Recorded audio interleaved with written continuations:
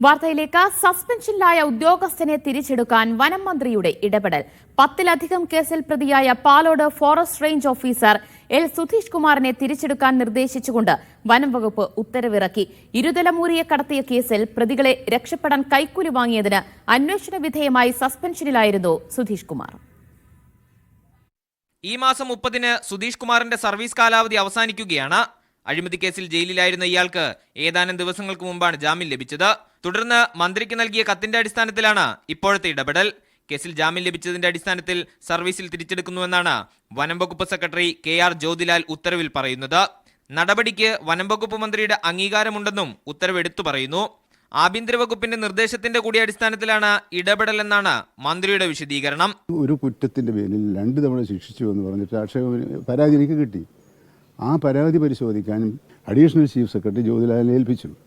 ജ്യോതിലാൽ അദ്ദേഹം അത് പരിശോധിക്കുന്നതിന് വേണ്ടി ആഭ്യന്തര വകുപ്പിനെ ഏൽപ്പിച്ചു.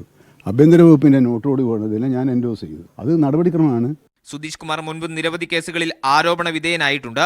2023-ലാണ് ഇരുതലമൂരിയെ കടത്തിയ പ്രതികളെ രക്ഷപ്പെടുത്താൻ വേണ്ടി ഇയാൾ കൈക്കൂലി വാങ്ങിയത്. സംഭവത്തിൽ വിജിലൻസ് ആൻഡ് ആന്റി കറപ്ഷൻ ബ്യൂറോയും വനം വകുപ്പ് ആഭ്യന്തര വിജിലൻസും അന്വേഷണം നടത്തി. ഇരുവിഭാഗവും സമർപ്പിച്ച റിപ്പോർട്ടിന്റെ അടിസ്ഥാനത്തിൽ Poojappura vigilance special investigation unit വിളിച്ചുവരുത്തി അറസ്റ്റ് രേഖപ്പെടുത്തുകയായിരുന്നു. മീഡിയ 1 തിരുവനന്തപുരം.